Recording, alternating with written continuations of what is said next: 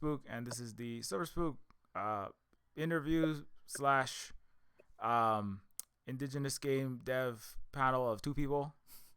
And it's happy to be here as always with our friend and fellow Indigenous dev Megan Byrne of Achimo Games and the lead designer on Hill Agency, which is a cyber noir detective game that you can get on Steam and other places, I think.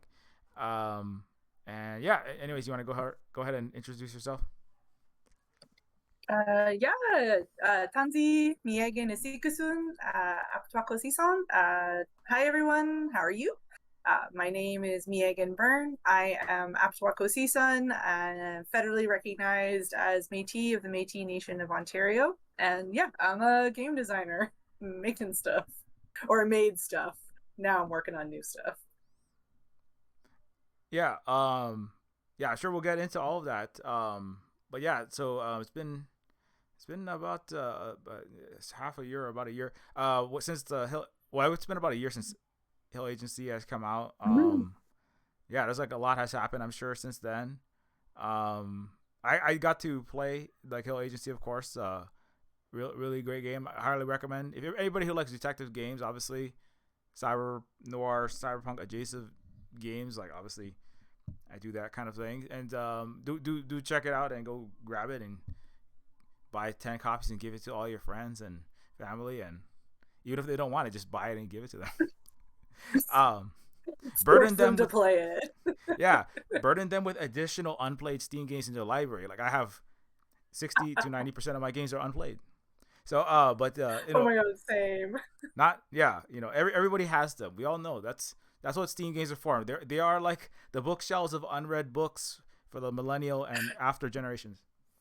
Um, anyways, yeah, but yeah, how's it been going with the well, you can start wherever you want, like the new project or how it's been like since Hill Agency and how that. Well, I can't talk about any of the new projects yet. Mm. Oh, I guess I could talk about one of them, but I guess it's been going. After Hill Agency, I did kind of burn out really hard, and I'm still recovering from that. So I'm just kind of on the other end of the whenever somebody was like, "How are you doing?" I'm like, "Terrible." Like when you're in those spaces and you're like, you could have gotten free ice cream, a brand new kitten, and like your rent paid for, and someone asks you how you're doing, you'd be like, terrible. Like, nothing good has happened to me. Like, you just can't. So I was definitely in that space after the game came out where I was like, every like good things are happening, and it's almost like I forget them as soon as they happen. So I Mm. feel like I'm getting on like the other end of that. It was crazy. Like sometimes I look back on what we finished and I'm like, wait, how did we finish? Like, because I think I've talked about this before. Like the whole production was cursed, and not in the normal like every video game or creative endeavor is difficult to get out. I'm pretty sure I upset a witch or something at some point. Because just like the worst possible things that could happen happened. Like one of the things that I didn't talk about at the time, but we had to let go or like part ways with our PR company 3 months before the game came out because they hadn't really held up their end of the bargain, and we'd already give them 20 grand, and they were kind of like, well, we can keep doing stuff, but you're going to have to give us more money. And I was like, well, I'm not taking that risk. So I was like, I'd rather launch with no press, no marketing, than just keep kind of throwing money at whatever is happening here. Mm.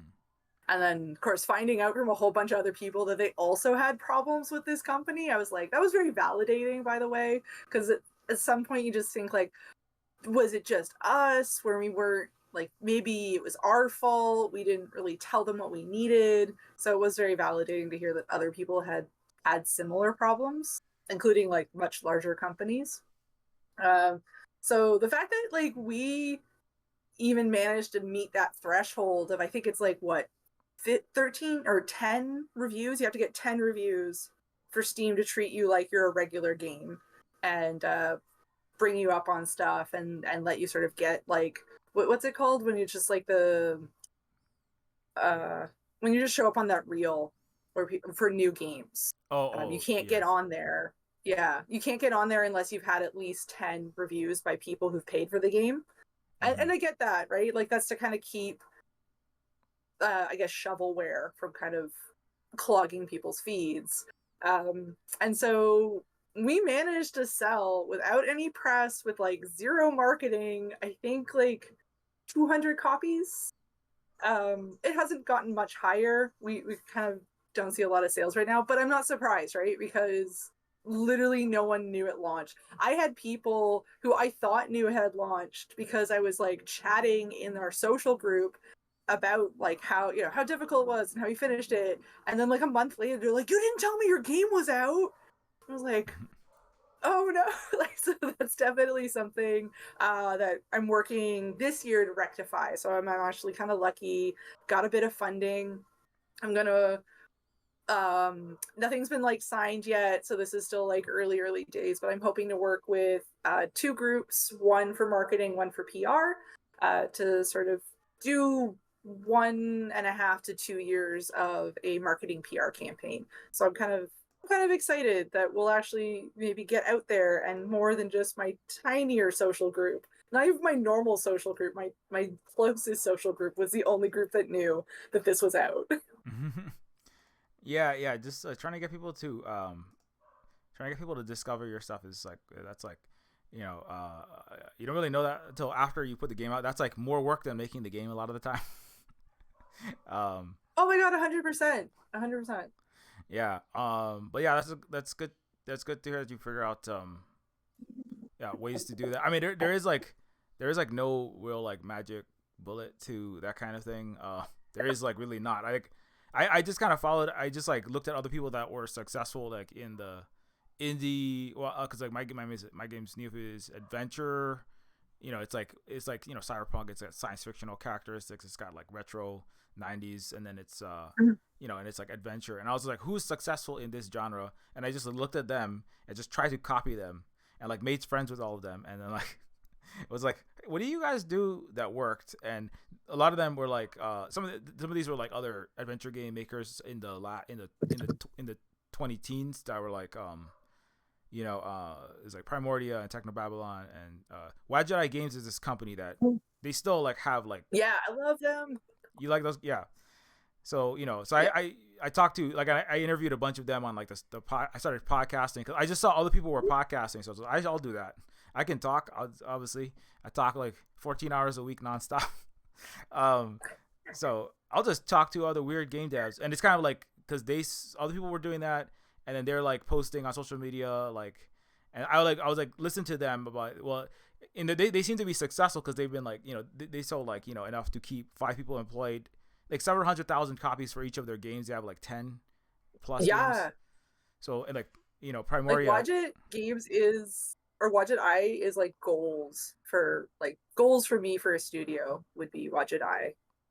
Yeah. So that basically same. So then I was like, whatever you're doing, the way you post on social media, I'll just kind of not copy it exactly, but like I will try that. But then they'll say things like, I have no idea what to do with marketing. Like I was talking to Dave Gilbert on the podcast. He's like, so how did you do marketing? We promote this thing. I don't know. I just like put up pictures of my game and I just try something and maybe it stuck and then maybe it didn't and then accidentally somebody won an award and I just like shared that and Mm-hmm. there isn't really, I mean, because it's like you can test things and try things like you said, kind of like trying to get it out of your inner circle is a tricky thing because like how you and your friends, especially like indie games, because you know what you and your friends kind of like, but trying to speak to Mm-hmm.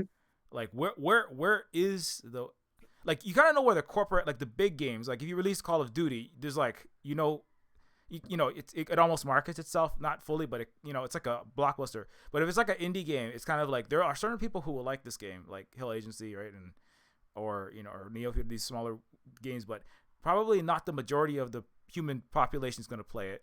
But how do you find all those specific kind of weird people?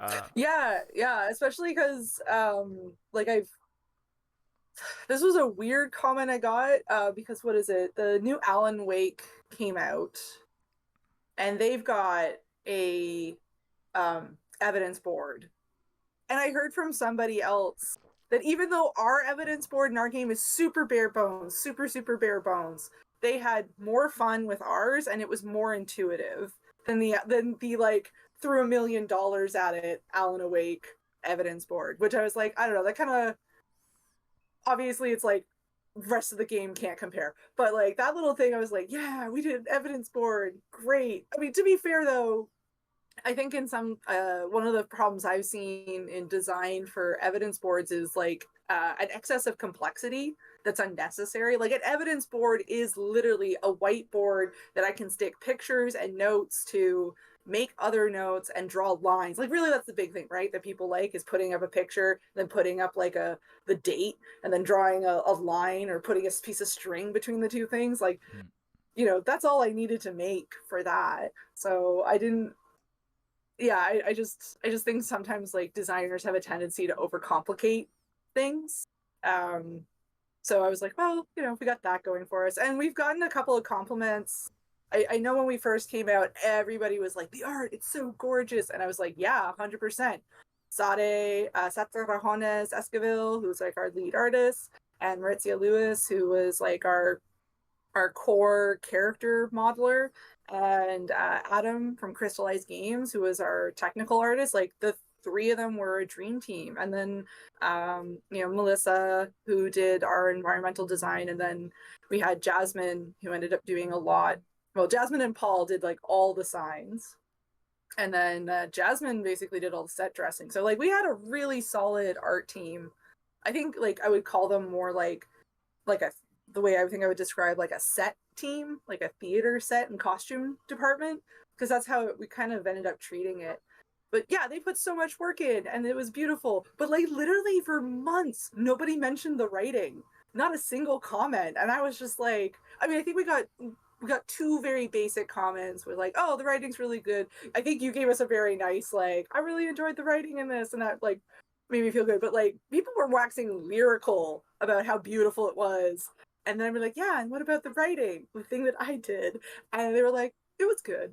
And I'm like how? Like so I think it was, I don't remember where somebody put me onto it. I think somebody who might have been in your Discord or somebody else's Discord had wrote a really nice review, like a very like personal small one about how much they liked the writing, how much it reminded them of a lot of the classic adventure games, how like they actually would compare Hill Agency more to like Grim Fandango than to some of the other games that we compared it to.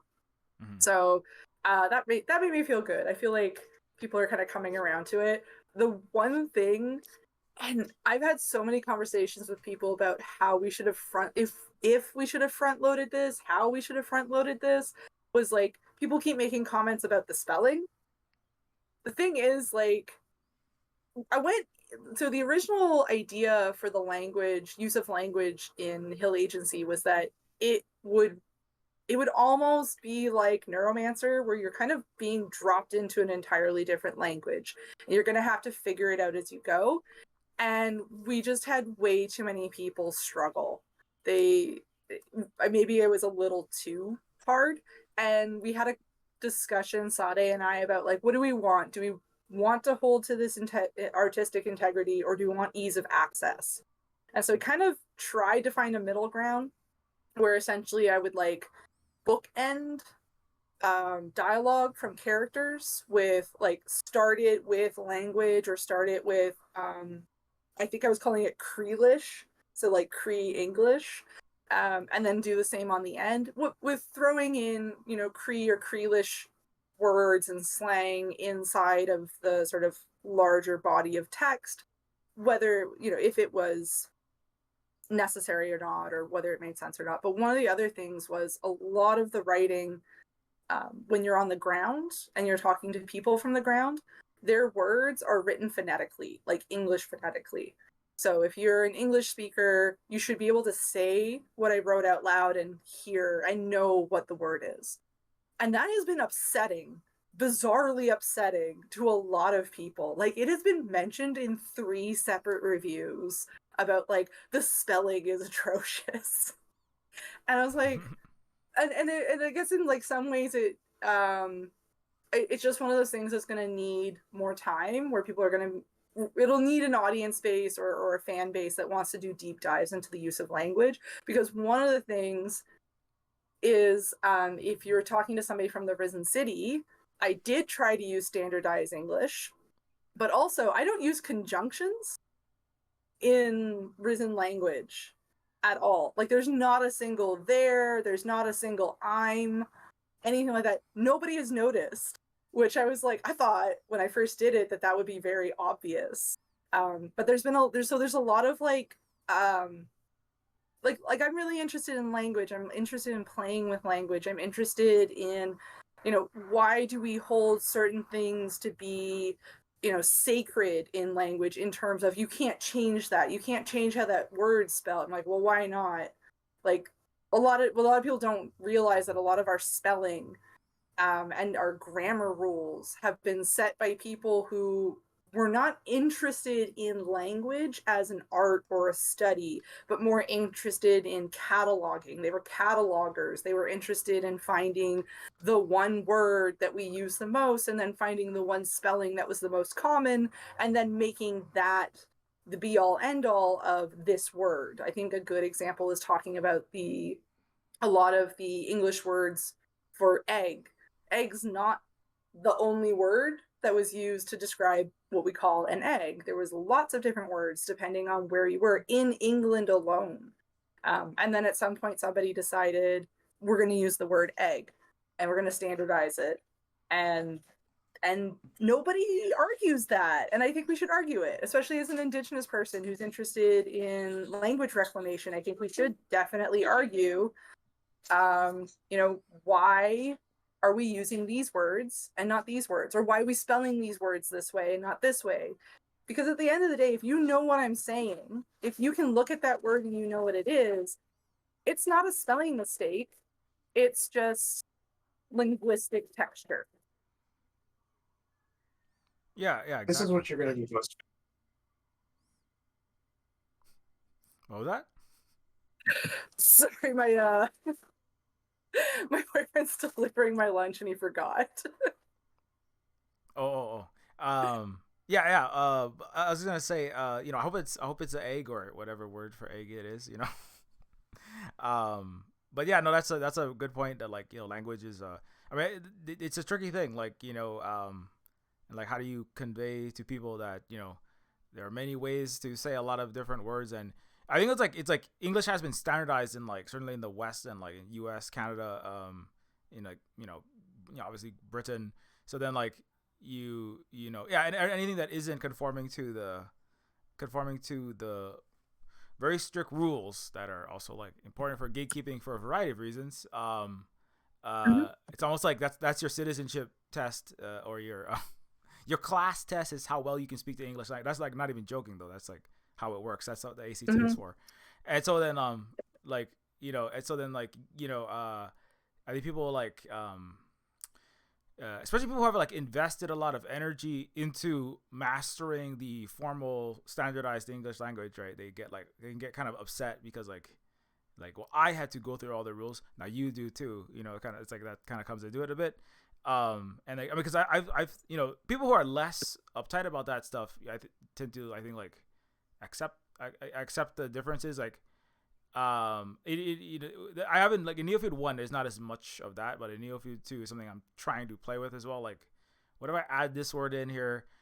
How does that sit? How is it gonna be received? Obviously, it's if the audience is like you said, it's a native Indigenous, not they're not coming from so deeply bought into a Western idea of that, then they'll be more open, and they're that seems to be becoming more common.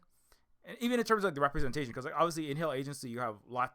It's an Indigenous, I think it's post-colonial future, right? So you have the look and the feel of everything is it's a city, but it's not like a traditional cyber noir city. It's not beneath a steel sky. It's definitely a unique place. Yeah, and I think you get there's just gonna be some people that I think like are not gonna get it, and then maybe eventually they'll come around. I do think you said like it's getting deeper into what the game was trying to do, because if you're just like playing a game to blow off some steam and like you just like watching Netflix when you're really tired is different from like sitting down and like I'm going to watch this film. If you are what is his name? The less cool what's his name? Oppenheimer man, Mr. Nolan, the less cool Oh, Nolan. The cooler Nolan. Nolan did Fallout. Christopher Nolan, right? Jonah Nolan, the Fallout TV show director, and the Oppenheimer, two nuclear apocalypse movie slash TV show makers. They're both Nolans, they're brothers. But but my point, if you're gonna sit down and watch your Oppenheimer, right? They will, Western audiences will like watch that 50 times, right? And analyze every shot, Dune, right? They'll like shot for shot for shot, and like dig in to that to find every possible kernel of meaning they can, right? But if you're like, an indie game made by native people, or you're like, well, that, it's you don't like, it's kind of it's like a where do you put the frame, right? Where what the expectations of and a lot of this has to do with colonialism and white supremacy. The expectations of how good the quality of this thing is supposed to be, right, is based upon like pre-existing stereotypes, basically a lot of it, right? People should be pouring through Hill Agency for 75 hours to figure out all the things that you did in the writing. I was just going to say that, people should be not wasting their time pouring over Oppenheimer. They should be instead pouring over Hill Agency and writing 70-page New York Times and Guardian articles about it. But people are wasting their time. People are wasting their time on these ridiculous the bad Nolan movies. Anyways, I'm gonna stop digging on The him. bad Nolan. He's not the bad. I'm joking. You can like your Batmans, and you can like those. Anyways, this is not about Christopher No, Nolan. I mean it's fine, right? Like I think who knows what it'll be in 5 years, but I feel like right now it's like the highest form of compliment to an indie game creator is a 4-hour video essay deep diving on how this helped you get over your fear of flying and recover from the loss of your favorite cat. Like that seems to be like the thing right now. And before that, right, it was these long, loving essays that you would get in like the New York Times. And then I think before that, it was like, being written about in like one of the Oxford Companion dictionaries or something like that, which Hill Agency is in. We're in the Oxford Companion to Cyberpunk. There you go. Get in all the dictionaries, then you've arrived. Yeah.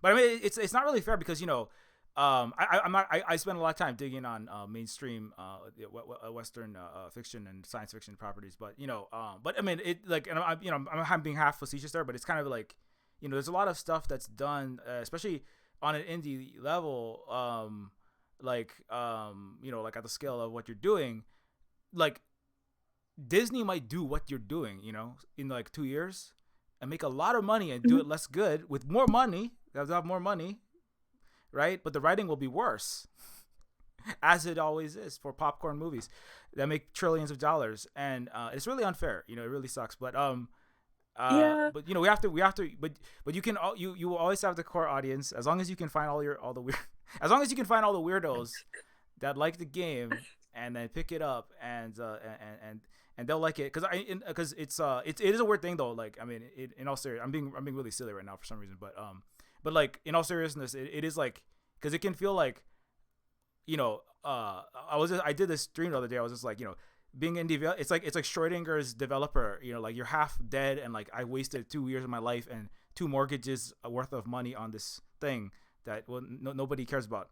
And then the next half of the day, it's like, this is the greatest thing ever. I'm so happy that I devoted my life religiously to this constructing this cathedral that is neo-feudal Hill Agency.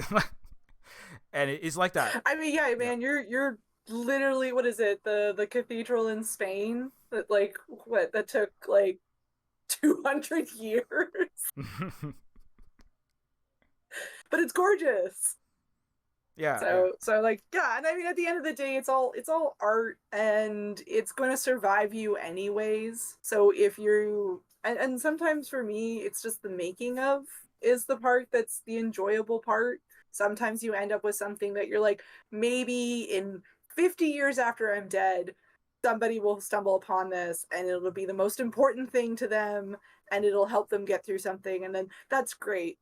I mean, I think it is also in line with like seven generation thinking, where it's like I'm not necessarily worried about, I guess, that idea of like legacy and like will the children know my name and that kind of stuff. Like it feels like for now the thought is it would be really nice to be recognized, but also I recognize that we're at the start of something. We're, you and I and quite a few of us, like, Beth, and them, we're at the beginning of the Indigenous I don't know, indie thing. I don't even know. We're probably gonna call it something else in like 5 years. But for like, I look at what happened with indie games kind of starting in 2012, 2013, where all of a sudden they started getting respect. Like, it's not like indie games didn't exist before that. It's not like they hadn't been put out on things before that. Flash games exist. Some of them are very well done. Some of those people never actually went on to be able to do anything in terms of getting paid for their work. But, they made things that are important to me and important to a lot of other people. And then 2013 kind of happened, and all of a sudden they got respect. I feel like that's what's kind of starting to happen now. It feels like, Beth was kind of at the beginning of that. You have things like Umarangi Generation, which I think really kind of did a lot to kind of push it up. I don't know about Never Alone. I feel so weird about that project. Because it's done by a settler company. Like, it's made by settlers. They work with an Indigenous, I think, Tinglet community, but the community's not the one building it. And so I've always kind of felt like that's in line with a lot of other projects I've seen that existed that were, community driven, but settler made is kind of how I describe them. And they've always had this very educational veneer on it, where it's like, we have to be educational, we have to teach the settler, we have to be as comfortable for the settler as possible. And then the thing about, like, Beth's work and Tally's work and my work is like, we don't worry about making the settler comfortable, because we're not really talking to them, we're talking to other Indigenous people. And I think I've talked about this before. It's like, I compare it to anime and manga. It's like the idea that the entirety of Japanese creators working in manga are always making things aimed at a Western or foreign audience is ridiculous. It doesn't mean that those things don't exist, but the majority of these stories are being written by Japanese people expressing their explicit experience of the world or how they see the world. But that doesn't mean that we don't enjoy those stories, that we don't connect with those stories. People are people, we connect. And, like, honestly, yeah, I think a lot of people end up playing stuff like Never Alone, being like, that was nice, and then 20 years down the line, pull out Umarangi Generation, you're like, I gotta play this again for the 200th time because it is so important to me, because it talks to me about my life. Yeah, definitely. Speaking of that, I just saw. I think we have I think I know Adnan. Somebody in the Twitch chat is said I'm putting many hours into one of these video essays. So you should do Hill Agency, obviously next if you're not already doing that. Anyway, it's one of the YouTube left content creators, if I'm not mistaken. So we got to get that in. We got to get more of that. Don't do another like Nietzschean examination of Batman. We don't need any more of those. Okay, we gotta get. we don't need the sad boy. We need a sad white boy. 2-3 hour videos. Okay. we got a lot of those. We got too many. They're sad enough already. All the Christopher Nolans and Alex Garlands, very sad. We know. Anyway, They are very sad, and they don't seem to know why they're sad. They why just am I keep sad? making things about how they're sad. I have all the money and I all just the empire. don't understand. Patting their eyes with their money. Like, why am I so lonely? I have like, you know, front page. I was like, give back to community. Give back to the community. I just won the Oscar, but I'm still sad. Right. Thank you for Best Picture. I know, they do nothing. They do nothing to change their circumstance and connect with other people, and then they're constantly like, why am I so miserable and alone? Just like Sandman from Neil Gaiman's TV show. No, right? Oh my god, Sam. Anyways, I'm going to try not to anger the entire internet verse, but anyways, but you know, it is like a thing where it's like, you know, there's those games that you're like Umurangi Generation where you just like connect, you know, for people that, I mean, I played that. I played through all of that on the stream as well, and it's like, you know, it's it's coming from a place. You can kind of like feel where it's coming from while you're playing it, and like if you are a settler, if you're not an indigenous person, you colonized person, you might not get exactly all of that, but like you know, it's you know, it's important for people to like not feel represented, feel like their perspective in the game, not like be represented in a settler's game. Which is kind of like what you were talking about with Never Alone, but actually like feel like this was made by like obviously I talk about Res Dogs a lot. It's like one that I really like, but there's a lot of those.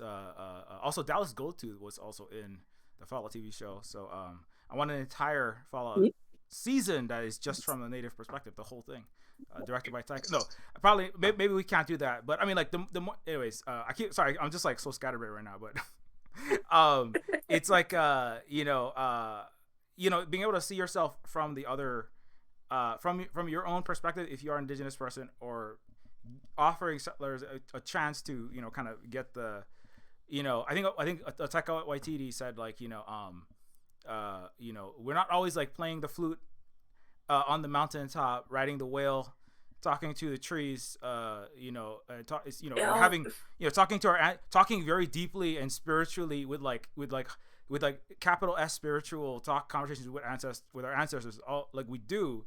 Well, then also we like have to go put gas in the 30-year-old Toyota, you know, and then we have to go deal with, you know, normal human stuff also, like everybody else. Yeah, go ahead. Yeah, I think the other thing though is like, and sort of as I kind of get older and sort of work on my art more, one of the things I think I can keep coming back to is,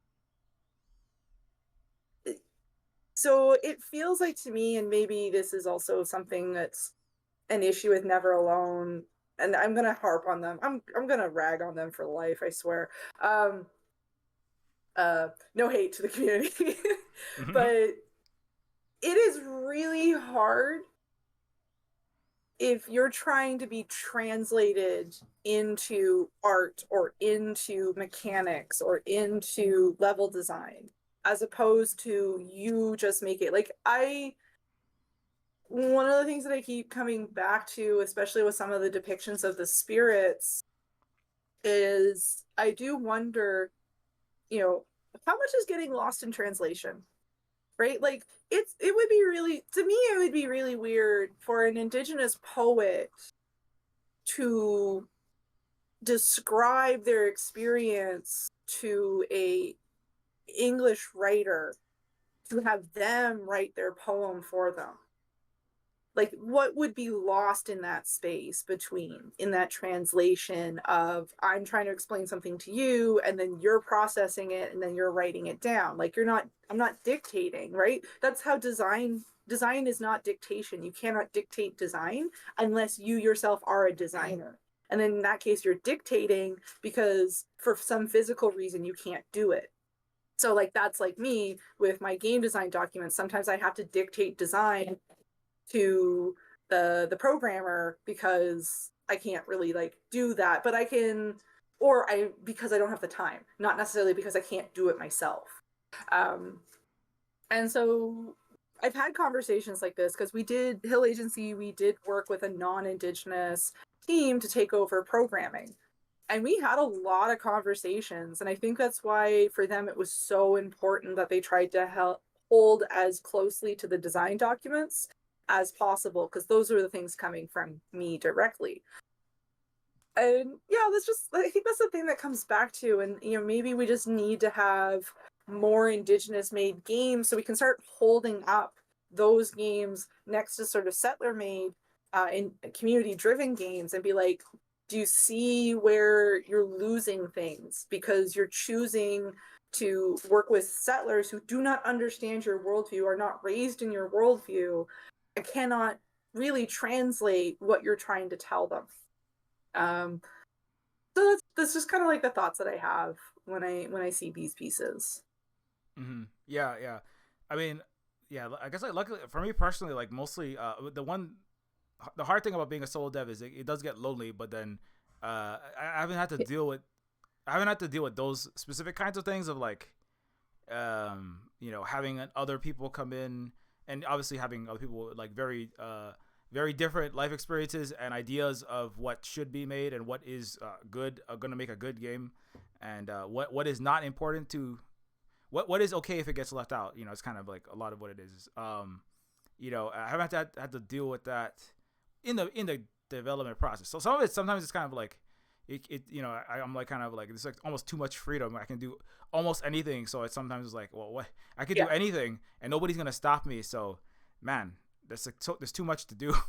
So I have to like be my own with Cracker and be like, hey, wait, stop over mega scoping this thing. You got to finish this. Like that's why you're done and I'm not. Like, I wanted to finish. Yeah.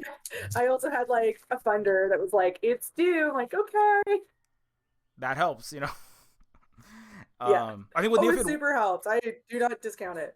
Yeah, and like I think with Neophyte 1, I was like, I had to get it out because I was like, you gotta not that we're like not like making tons of money or anything. Like I don't know how much Neophyte is so, but it's like it was like you got to get this game out, and we got to like figure out what we're gonna do financially with that, and it has been a bit of time of like, there was a little bit of breathing room. Some of that was leaving the very hyper expensive Honolulu city, and we're not in that place anymore, so it's a little bit easier. But then, but yeah, it's kind of it's been a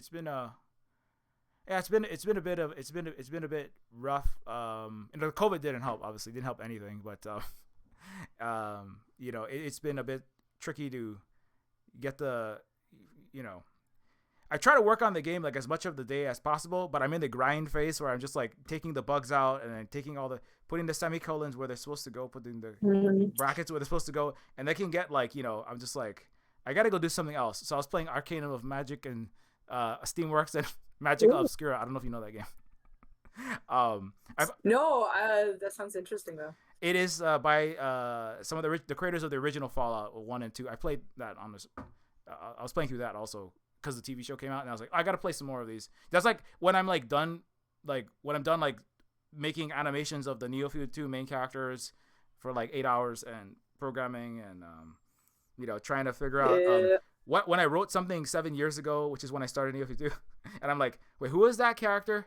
They're like from a galaxy far away and a long time ago. Like, I mean, in Neophyte 2, it's literally so huge. It's like I had to basically like go like this world is so big, and I have to downscope it. And then I just made people time travel like a century into the past and literally like star systems. So then that was a big boo boo because now I had to make a Stargate. I think I posted that in Indigenous game devs. Oh, I saw that. So I made this Stargate, and I was like, I really wanted to make a Stargate though because I went back and watched the James Spader and Kurt Russell, go to Space Egypt. That is my favorite. I did watch the show, but I am more of a fan of the movie than I ever was of the show. Yeah, the Stargate. I start watching the Stargate show. I'm like, oh, good, more Stargate. And then I start watching it, and I'm like, I don't know. I can't watch back. I just start like, yeah, it's not as good as the movie, and and so I was like, and I wanted to, yeah, I wanted to have a reference to it because because in Neophyte 2, like in the same way, like kind of like coming back to the post-colonial, like indigenous, like cyber noir future and science fiction, it's like I wanted to have like you know like one of the main central things that makes Neophyte 2 is kind of like this the it's kind of like inverts a lot of things, but one of them is like the indigenous the indigenous peoples were saved and given all their things and their technology by ancient aliens, right? That's like the thing. That's like that's in Stargate. That's Stargate. That's everywhere. Apocalypse is like aliens came to Egypt and did stuff, and then Africans and everyone else, they just magically had ziggurats and massive feats of engineering, right? So in Neophyte 2, it's like indigenous people are the people, and there are also indigenous aliens too, and the weird people are these other settler colonizer weirdos who. So like so the Stargate, and so there's like this whole language that I construct. Speaking of language, right? I had a lot of fun playing with that, which was so a lot the indigenous aliens have like there's a Pacific Islander and Asian words that are like kind of like inflect and inform all the words of their language. And indigenous, like Indigenous Star is a short 1 hour game that I made that it bridges Neophyte 1 and 2, and it's just like this is who they are kind of, and this is kind of their world. So they have like words that kind of mean time and gravity, but they're like hyperdimensional, like billion-year-old species, right? But they still like they had a brief 990 million years ago a capitalist era, but that completely died out, and they have been like in peace and cooperation, and they've been in like collectivist communistic plurinational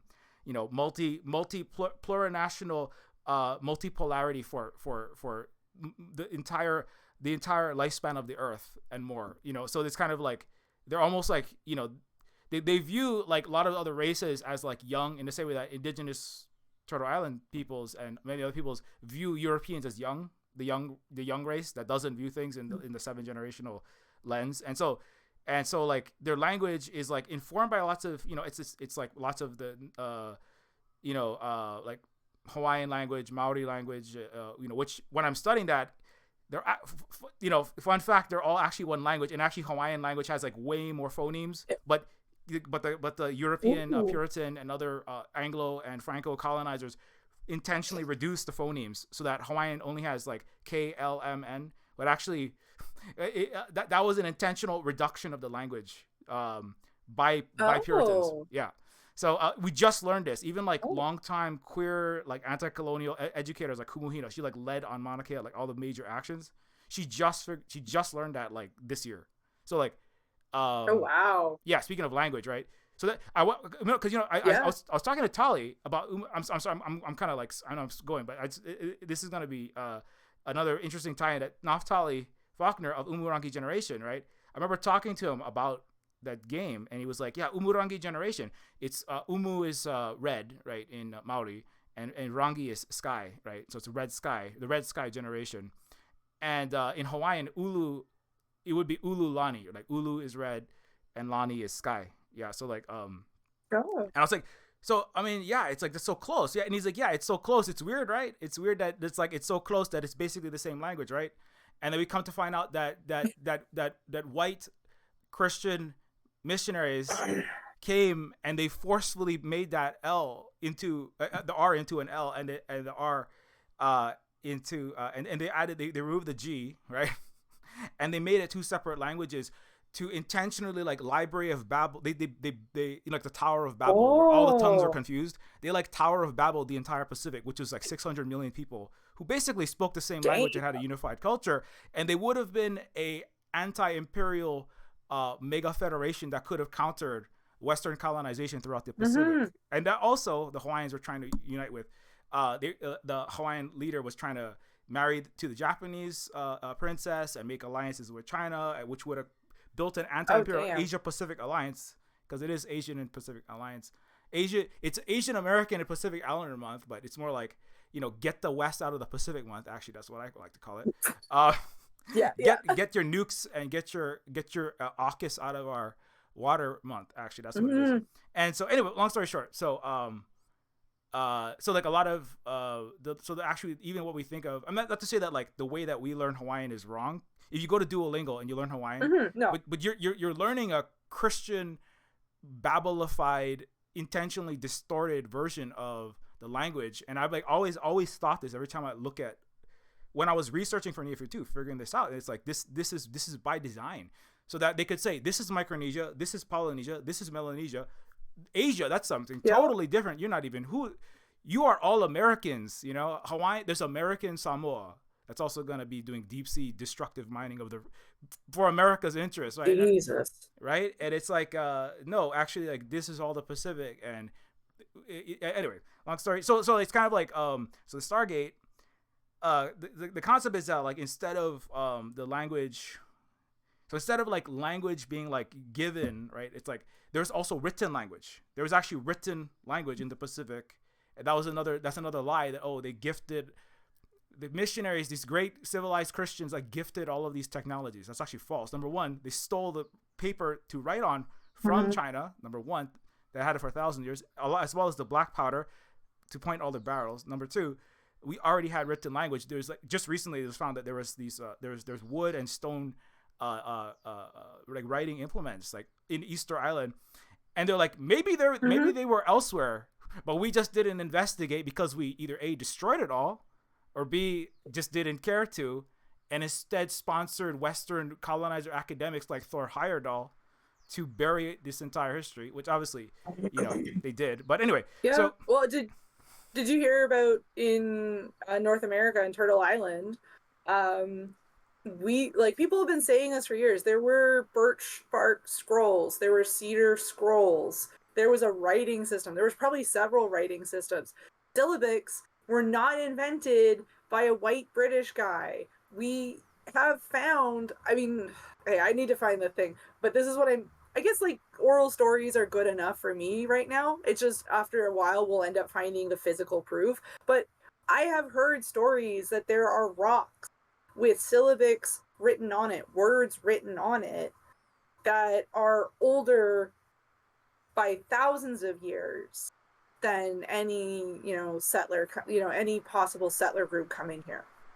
So it's just one of those things where, it's not lost necessarily, it's buried or it's hidden, like I'd like to think about these things as more like, either your child went missing, or in maybe some less drastic cases, your favorite hairbrush went missing. It's in your room. It's in the room somewhere. You didn't leave the room. It's gonna show up again. You just have to like dig through all the crap. And we know that a lot of stuff was taken and cataloged and put into boxes and given to people who put it in universities in England, at the Vatican, in all these different places. In Spain and Italy, like I know right now, Canada's the Canada territory and and the Indigenous people here are really fighting with Britain, but like fucking we need to take Italy to task, especially Rome, and we need to start taking Spain to task because they're not innocent in this. They've also participated. They've also taken things. It was this big, trade system. And once those things start coming up, because things are changing now, right? Like, not everybody. It used to be at a time, it would be really odd for you to be in an academic setting and be like, this is really messed up what's happening to Indigenous people, and have people be like, yeah, we should do something, because you didn't used to get that. People used to be like, oh, well, we gave them roads, which I might like to point out was literally a Roman colonial talking point for why the Gauls should be happy that they were colonized, because we gave them roads. You're like, I don't fucking need your roads. We have roads. Your concrete's a little bit better. That's it. You're not that great. And that's still a talking point that's taught in Britain. I have literally heard that come out of 20-year-old people's mouths from Britain. Well, we gave you like this, we gave you that. I'm like, why do you think any of that justifies what was done? And also, really, just like to point out, there is such a concept of trade of ideas.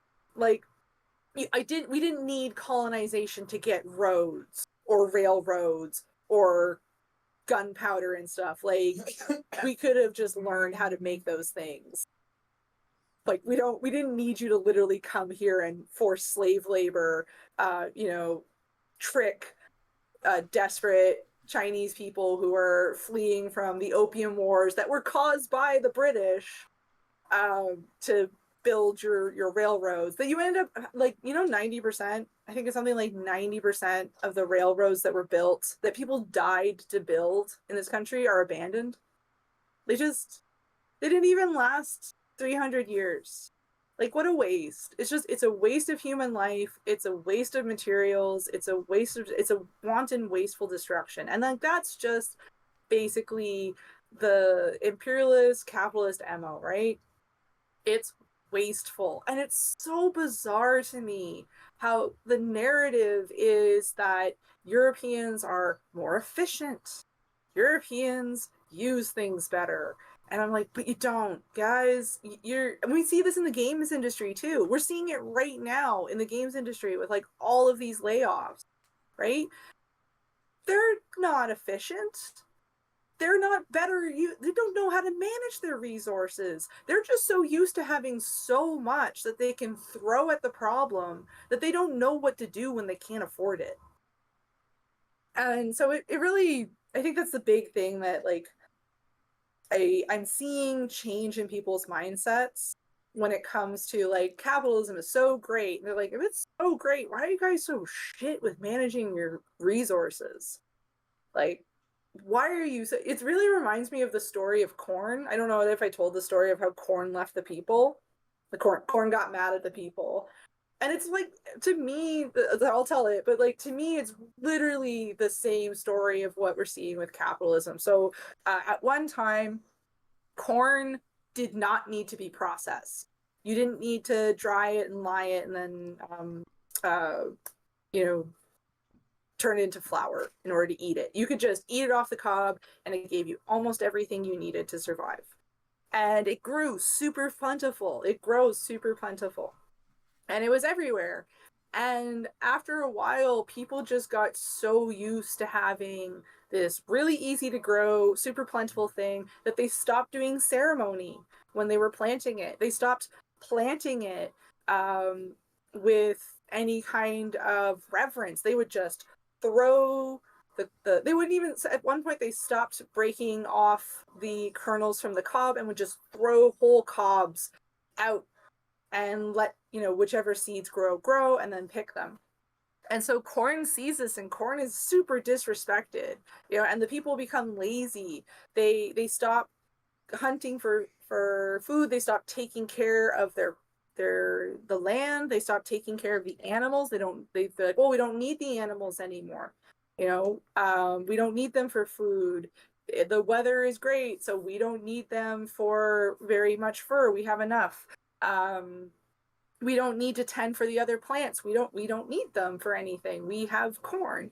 Corn does everything for us, and they become lazy, and they just throw whole cobs into the fire. They stop even getting wood.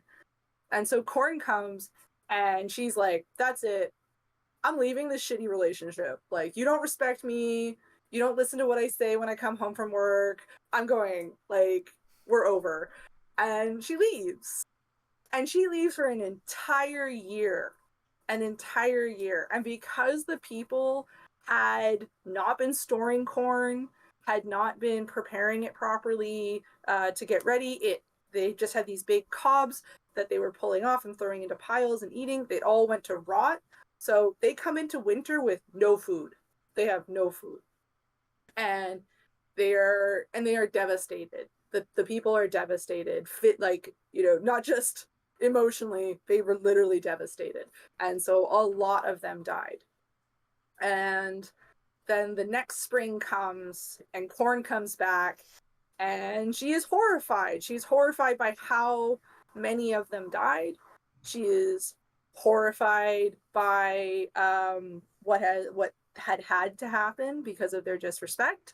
And they apologize to her. They say, like, we're so sorry. We had no idea how bad it was. We had no idea how, forgetful and disrespectful we had become. We have suffered for it. Please come back, we promise. And because corn loves the people, I think that's one of the things that we don't know about in Western society is that plants love you. Plants love humans. They don't hate you. The earth does not hate you. You're its baby. You're its friend. It wants, it's like that friend, right? That it just keeps screwing up, but you like love them and you really want them to just get their shit together so you guys can be friends again. Like that's earth and plants and animals. They just want humans to get their shit together. And so Corn says, yes, I'll come back. Caveat, because we're not playing this game again, I am now going to be very difficult for you to eat. Straight off. You are going to have to process me, and you're going to have to process me for the rest of existence. So that is why now, when corn grows, we must plant it with her two sisters, Squash and Beans, because in adjunction to that, she will not grow on her own anymore. She needs to always be supported by her sisters. Sort of like the wife who comes back and moves her sisters in because she doesn't trust you not to misbehave again. And she also needs you to process her. So you can eat corn off the cob, but you don't get as many nutrients if you don't lye process it. Or it's probably not lye processing. I think it's lime processing. I keep mixing those up. I think lye is the thing that kills you. But you have to process the corn no matter what if you want to get the full nutrients, and you need to kind of eat it with other things now. She won't give... She sort of, in her own way, corn has learned her own lesson. She cannot just give up everything to humans. And so that's sort of my version of the story of how corn left and came back to the people. And I think it's a very important story for thinking about how we exist in the world and how we're relating to the things around us and how dangerous it can be to waste gifts. That it's not a benign thing to waste a gift. It can actually do a lot of damage. Yeah, definitely. The corn that's definitely like the it's a kind of a multi-thousand-year-old indigenous Me Too. Like you you know if you give too much, then you can cause other people fail to fulfill their responsibilities if you enable too much. I mean, obviously the nature that if the gifts that are wasted, but also the toxic relationships of various kinds, some romantic, some not, toxic roommates. We've had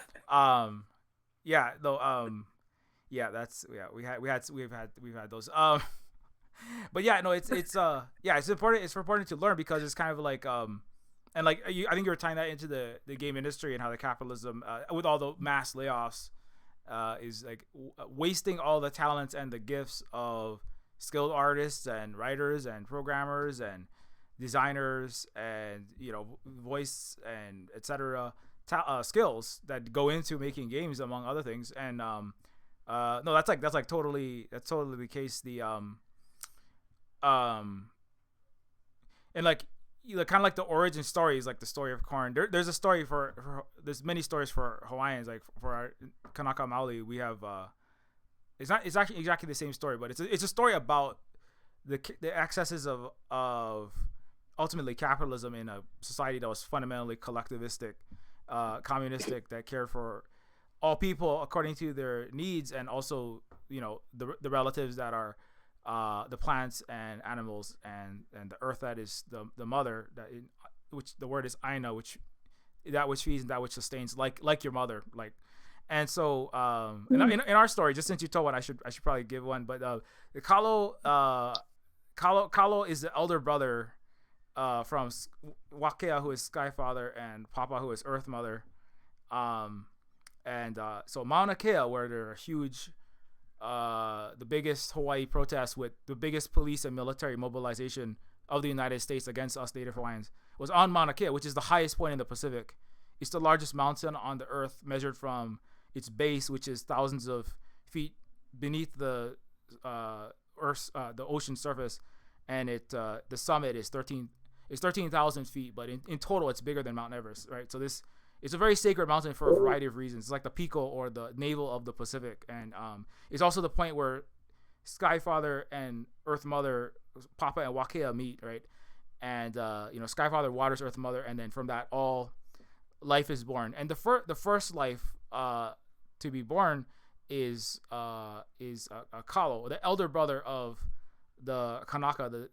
The word Kanaka Maoli, I forget what it is in Maori, but there's an equivalent. But the word that means us is like Maori, and so Maoli in Hawaiian, right? It's the same word. So the Native Hawaiians are the younger sibling of Kalo, the elder brother. Kalo is the plant that has the heart-shaped leaf. It has a starchy corm. It's like corn. It's a very important like staple food. Like it's a very common. It was brought on all the multi-thousand mile canoe trips in the maritime Silk Road, and that it lasted for a long time, and that brought sweet potato from Turtle Island on Pacific indigenous canoes back and forth.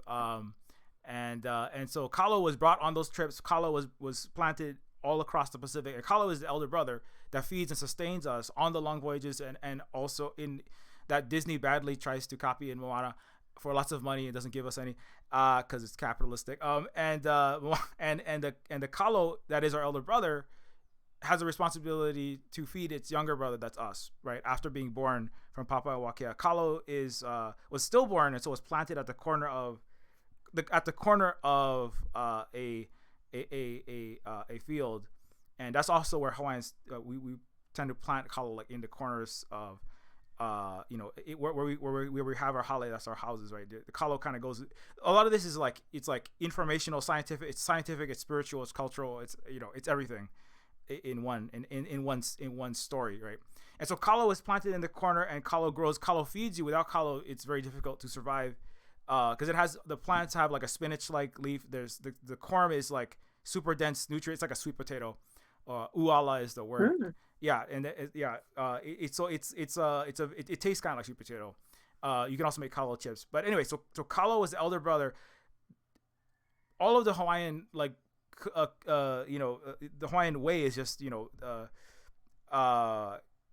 Ahupua'a system is that all the maka'inana, or the eyes and the faces of the land, work on the land. Everything that is harvested, the Kalo and the breadfruit and banana and all the other, or the fish, all the produce is to be distributed at a luau. What a luau is living communism. It's living collective redistribution to all people who need food, by the most able to the most elderly, the youngest, and the disabled. The elderly is the kupuna, and the young is the keiki, right? So it's from the able-bodied. They all bring everything they have, and there's no king. The ali'i is the overseer who makes sure that this happens properly, basically, right? It's a steward that makes sure that everything that is harvested comes to a central, like superheated lava rock underground cooking oven. It's imu. It's cooked and then it's redistributed according to who needs it. And the Kalo discovers that one of these ali'i, right? The story of the flying Kalo. That's one of these very important myths that communicate the values of our Native Hawaiian society. The Kalo discover that one of these ali'i is not redistributing all of the luau, right? All of the collective food to the community. He is hoarding some for himself. So he's doing a capitalism. He's doing a Euroism. He's doing a Romanism. He's doing a British Spanish Americanism. Nice. He's doing a Bill Gates, right? He's doing a king. He's doing a Henry VIII. He's keeping some for himself, which should be distributed to others, and using that for his own personal purposes, like, I don't know, to buy media companies, or to disinform people through churches, or news stations, and buy elections. Oh, no, I'm just kidding. He's not doing that. We don't have Western elections because Western elections are not democracy. That's popularity contests. So the ali'i who decides to hoard, he's from I think it was the neighboring the neighboring area to Ka'u on the Big Island, which is where we are. It's Moku o Keawe. But anyway, it's not an insult to that specific area. It's just one of the subdivisions of like There's like over 100, right, on each island from the mountain to the sea, right, to make sure that everybody has like the medicinal plants and the rarefied, like there's a lot of certain kinds of plants that only grow in the high altitudes, and then there's like a lot of like staple foods and like the terraced agriculture, like kalo in the middle, and then fish and obviously coconuts, etc., tend to be towards the ocean side. So then the divisions make sure that everybody has a balanced diet and balanced like medicine access, right? And so the leads are supposed to oversee that depending on you have like a more desert or like more deserted, like a drier area, it could widen out to make sure that in case there's a drought, right, people, the lines are drawn so that everybody has the appropriate amount.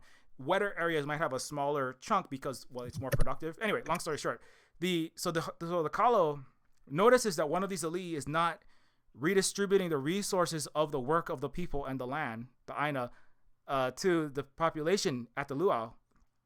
Or this luau is one of the places where this would be distributed, but just generally that was just there's no such thing as hoarding anything, right? So the Kalo says, the elite comes to try to eat and grab the Kalo, and the Kalo say, no, you can't eat us. They lift out of the lo'i and they flap their heart-shaped leaves and they fly away to the next farm. Yeah, they say like, you are too greedy. You are doing a capitalism. You're doing an Elon Musk. We do not feed disrespectful younger relatives. We do not feed your infantile excesses. We do not feed capitalism. We fly away. And then the chief says, no, I will eat you. I'm going to eat you. And he chases them all across the island. It kind of becomes it's a comedic like children's story. It's told to children to make sure that 5-year-olds know what capitalism is and why it sucks. So that, right? It's like, and so he chases them around and they're like, no, you cannot eat us. And he like gets his army he gets like a bunch of his men to come chase the Kalo. Like, I will have all. I will have it all. I will have all of the produce of the labor of the land and the common people, because I am better than you and I need it all so that I can put fancy cloaks on like the Pope. Anyways, so I'm embellishing slightly by interconnecting this with Western history. Obviously, I need it all. So anyway, so he takes it. He chases them around the island. Eventually, the Kalo say this Ali is too far gone, and this is also a metaphor because for the actual socioeconomic and political structures, because one of the methods that Hawaiians would get rid of an unjust leader, right, is one of the functional democracies ways of enforcing, right, through economic and political means, a just society, is that they would if there was an unjust leader, for could be a variety of things, but often they would try to hoard. They would abuse the workers, right? The workers could leave. They could leave, and they were asked to, in fact, put their tools down, right? It's also known as a general strike sometimes. Now, in the Western post-Marxist society, they would put their tools down. They would put their axe down. They would put their plow down. They would stop working the land, and they would all leave that ahupua, that subdivision, and go to another area, right? That would teach the unjust, CEO, would-be CEO / political leader, whatever, would be authoritarian capitalist, to teach him that you cannot abuse the land and the workers. You are not. The power flows from us through our hands, and the Kalo that is our elder that we tend to feed you. You don't have any power over us. If we want to take the power back from you, we can. And now we're not going to work there anymore. And then the Ali will come to the neighboring regions, right? This is what would happen. And he would go, wait. Those workers, they all left you got to give them back. And the other Ali, they would say, well, you are out of pono. You are not a just leader. And this is what happens at the end of the story. The Kalo the Kalo leave. They go to another region. The neighboring district, the greedy leader, steward, comes, the would-be Bill Gates comes, and the other leader says, well, these workers are upset because they say that you are taking more than you need for yourself to hoard wealth. And that's not pono. Pono means righteousness. That's what justice means. Justice means restoration of full communism. And basically that's what it means, right? You are taking too much of their labor value. You are unjust to them. And so they will have safe harbor. They can work in this lo'i because all the resources in this lo'i are being redistributed properly at the luau, not the Waikiki luau. That's a perversion, right? But and so the Ali So in the end, and this is actually how restoration of anti-capitalist society would happen, was that the elite who tried to hoard would then encounter the rest of the 1%, one or maybe a handful of these would-be capitalist, selfish people who hoard resources inefficiently for themselves, would encounter the other neighboring regions. They would all come together. The whole Ho'oponopono was when the regions come together. Nowadays they'll talk about these are like right making ceremonies that the white people will do. Aloha Ho'oponopono ceremonies where some white chick with bad dreadlocks plays the ukulele and goes, now we kiss and hug each other in some kind of corporate training, right? They probably have a appropriated dream catcher, and then they do a Hawaiian Ho'oponopono ceremony, right? Where we all make right. That's not what making right means. Making right means restoration of restoration of communism in a capitalistic society, restoration of just labor and environmental, because it's also environmental, because you're abusing the land when you're abusing the people that work the land. And then the elite would choose. So the rest of the society would say, now you can choose. You can choose to try to keep hoarding.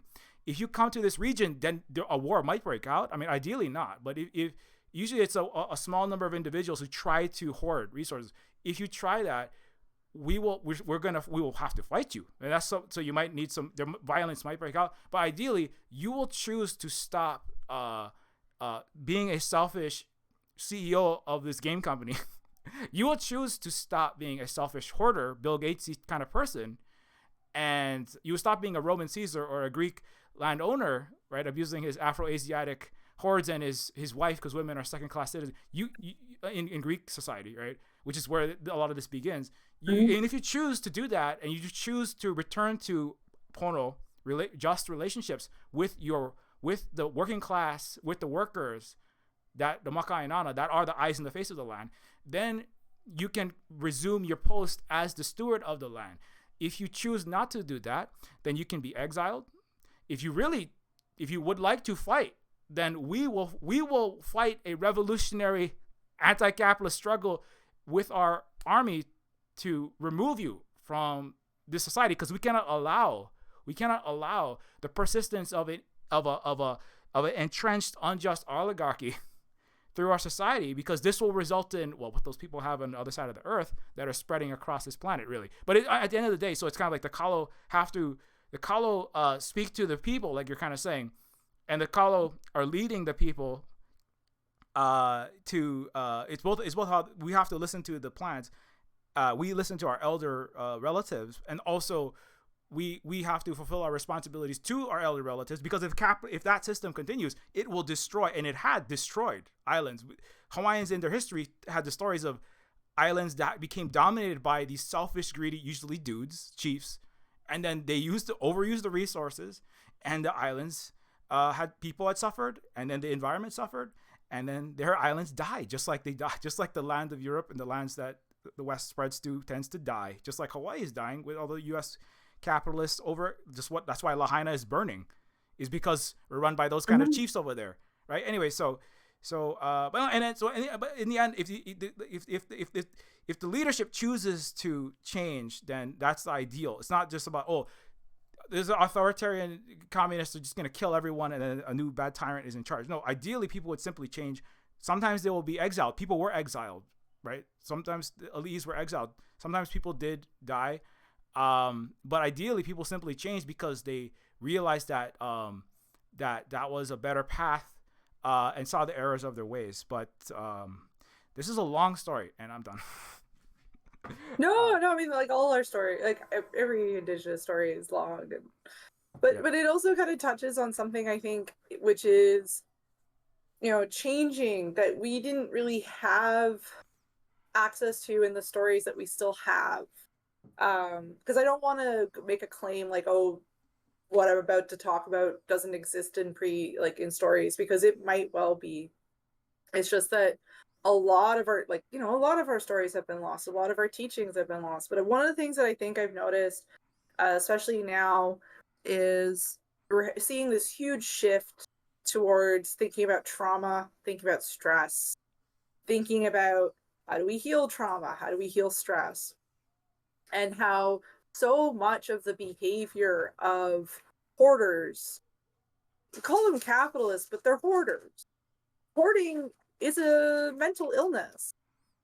It's rooted in trauma, almost 100%. I mean, yeah, I'm sure there's outliers where they had, I don't know, there's probably outliers where they were just like born that way. I don't totally believe that. I feel like every time they've done studies on hoarding, whether it be in people who are impoverished or people who are wealthy, it all keeps coming back to something bad had happened to them.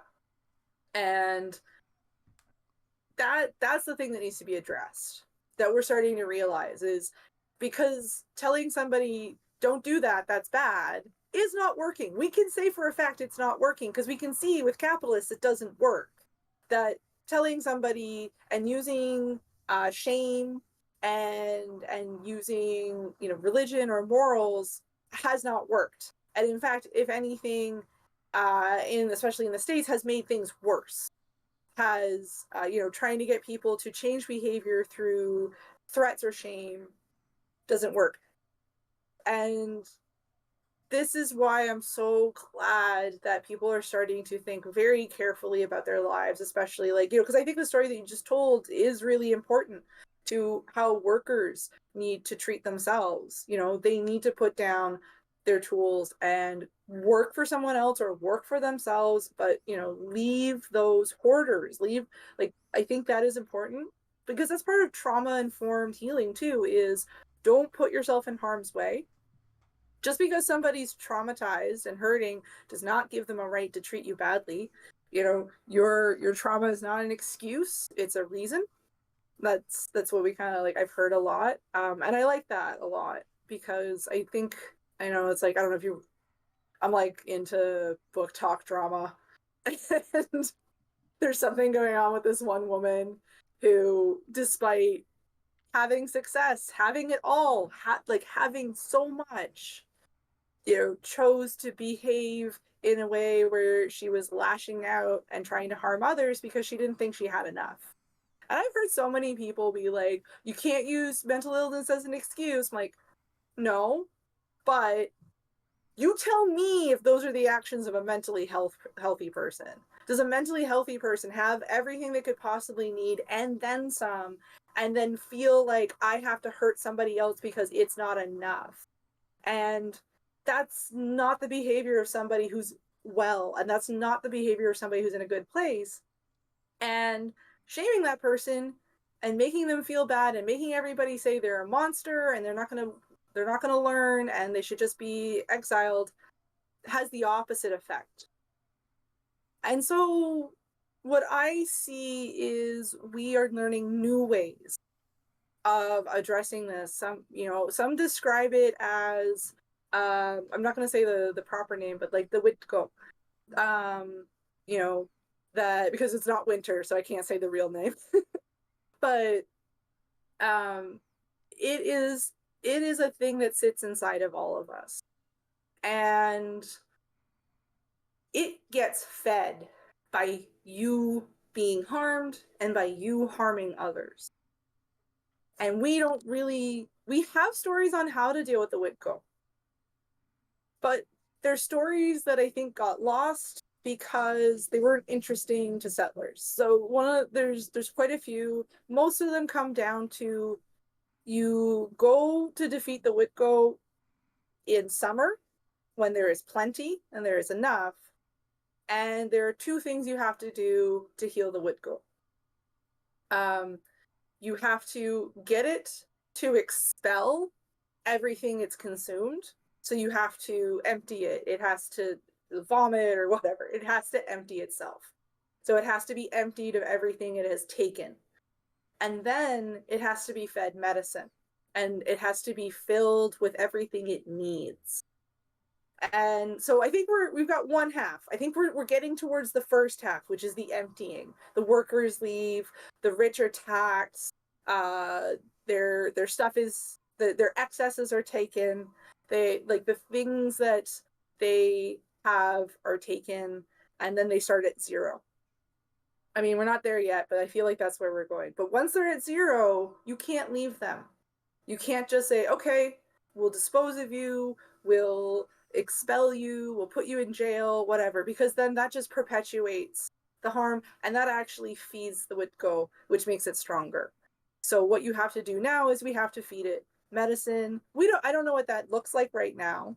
I don't know what that's going to be. I think we're starting to figure that out. But then you also have to fill them with all the things they actually need. People need community. People need to work in community, contribute to community. People need to live in reciprocity and give reciprocity. You know, the they need to learn how to be in the world in a way that is healthy and good for themselves and others.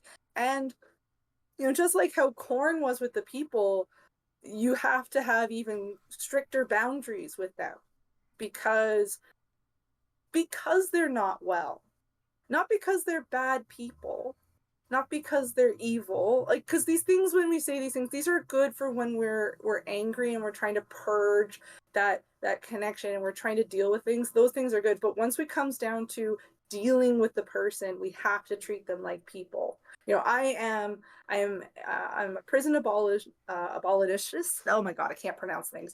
I fuck prisons. They shouldn't exist. I'm anti-death penalty. I don't think anyone should be killed for any reason. Any reason. There is no such thing to me as an acceptable victim. And I know that upsets a lot of people, but for me, it is fine to be angry at somebody. It is fine to hate somebody in your heart when they have hurt you, but you have to purge that, and you cannot treat them like they're not people, because that feeds the Witdigo in yourself and in others. So if you're going to kill it, you have to be serious about it. And that means that you have to be fully present when you're realizing that when we say no prison, we mean for everybody. And when we say no death penalty, we mean for everybody. Because you cannot heal if it's okay for this person or if it's okay for that person, because that does not root out the problem.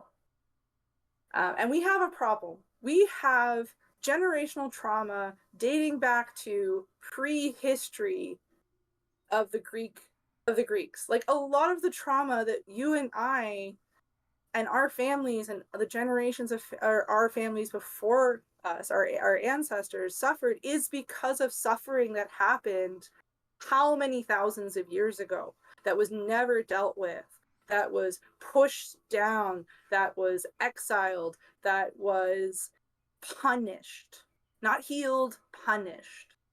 And I think what we're seeing is how that builds. So when I say it feeds the Witgo, I'm serious. It feeds it. It makes it bigger. So it's one of those things where now feels like a weird time, because we're seeing a huge resurgence in Indigenous rights. We're seeing a huge global pushback against the exploitation of others, but we're also seeing what we kind of expected to see, which is the defense of the poison. The poison defends itself. The Witgo defends itself.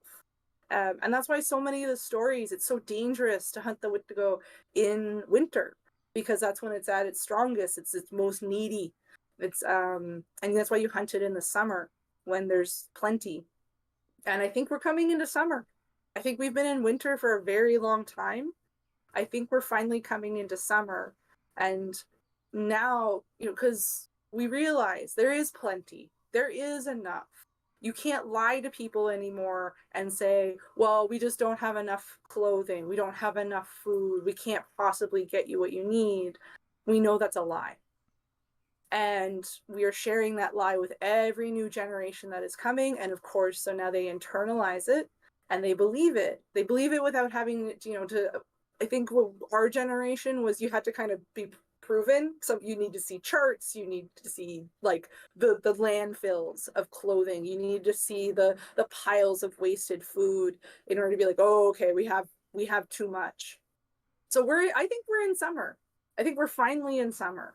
And so now we're like, okay, how are we going to deal with this? Because I think now is the time. And I think people realize that now is the time to sort of deal with whatever. It doesn't even really matter what started it, but now is the time to deal with colonization, and imperialism and settler colonialization. Is like, now we need to deal with it. We need to heal it, and it's gonna be rough for sure. But I don't think things have been this positive in a while. Like, shit is bad.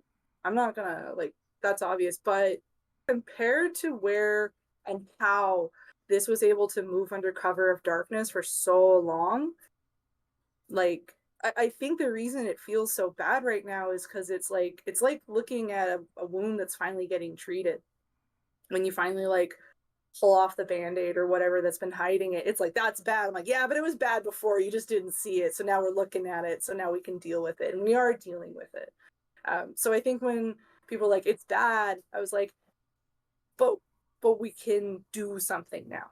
So now that we know it's bad, it's not just we guessed it's bad or we thought it might be bad. We know it's bad. We know how bad it is. And I think everybody in their own way is working towards doing what they can to heal this, to fix this, to clean it out, to get the dressing on and whatnot. And I think I went too far with that metaphor. Mm. Well, I mean, no, that definitely makes sense. Yeah, no, it's yeah, there's a lot of healing that needs to be done. I mean, definitely for like younger generation, like obviously watching what's happening. You know, they are they're not like going through as much of the brainwashing that a lot of my generation and I think our generation and then generations before that have had to go through. Like, they're starting from a better, certainly in the Western world, they're starting in the North America and places like that. Like, they're not like, they get past the BS. Like, it took me into my 20s or 30s to like figure out what the heck even happened, kind of. Whereas like, they don't know everything, but they know that something is deeply wrong, and then like, by the greatest system is the Western rules-based capitalist democratic liberal order, and that's the greatest thing ever, and forever will it reign. And like, nobody really buys that. The younger generation don't buy that, so that's like a positive step. Like, obviously, like yeah, things are rougher economically, and in many ways, climate-wise and environmentally, it's a rough time. But it was always going to come to this point sooner or later, like you said. Yeah, and I think, like, just try to tie this back into the games. I really hope that I thought Beth shared that, like, it's really bad for the layoffs. But kind of like dovetailing about what you said earlier, like, I think it was like in the first 2 months there's many layoffs as 2023, which was more than 2022, and it's not good. But then also it's kind of like, we're seeing every single college, including in Canada, basically is erupting with stop genocide protests. So speaking of colonization, Yeah. Right, and so then that's a huge deal. I've been talking a lot about that, and people are realizing. We spoke a little bit about universities, like including ones in Italy and Spain, that but everywhere. And these are centers of maintaining, the dark, false narrative, right? That we all have to the poison that each generation is repoisoned by, right? And so the universities are really, and as I brought up, the West, certainly in the capitalist colonial world, has never wanted to educate anyone. And Hawaii, we had the highest literacy rate in the 1800s. Actually, I would argue. And this is one thing people are discovering, including like black historians like Gerald Horn, that is like, Hawaii was actually one of the main focal. I make this point frequently in like panels and on my channel and on my social media, but I think people are starting to discover that like Hawaii was the first country to have universal public education. It was actually before any Western country, before there was no Soviet Union. In the 1800s, the Europeans, and not just public education, like high quality education. So that we had a 98% literacy rate, and the Europeans only had a 1% or less, like a tiny literacy rate. And those who were really educated were only the lords and the ladies and the aristocrats, just a tiny minority. And university was never about educating anyone. It was never about Western university. It was not about educating the masses, right? Again, like speaking of hoarding, it was a hoarding the quality information, right? Like what we are actually doing around the world, how economics and politics actually works. That's privy only to the Ivy League, you know. And the Ivy League is just the successor of Harvard or Princeton and Yale. It's just the successor of the nobility of London and Paris, and before them, obviously Rome and Greece, right? Like Aristotle was a university professor who said, yes, hoarding is good. Black and brown people deserve to be harvesting our olives, and women deserve to be second-class citizens. You're right, rich Greek oligarchy who are doing speculative trades on the Mediterranean, ships full of wine and stuff. You're totally right to have Greek Wall Street. That's the best system ever. Yeah, I totally agree. I am Aristotle. I'm the president of I'm the president of Oxbridge circa 50 BC. Like basically that's what it was, right? It's university. Yeah, that's why I'm a Diogenes girl.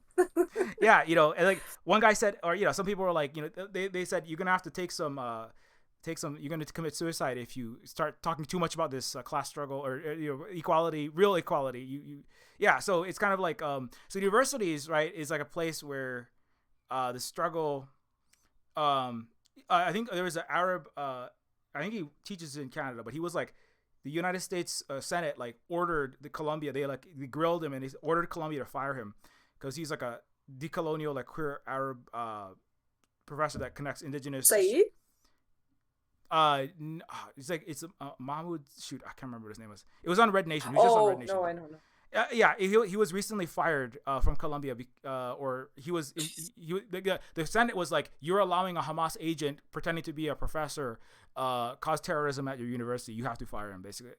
But when he was, yeah, so because he connects like indigenous struggles to the history of Arab struggles and how the Spanish anti-Arab Christian cleansing of the Muslim and the Arab from Europe, right, in Spain, right, in the 1400s, how in 1492 was that the cleansing and kicking out of the Arabs and also the blackness out of Europe, right, under Christendom was the same words they used to describe the Muslims and the Moors were the same words they used to describe like native peoples.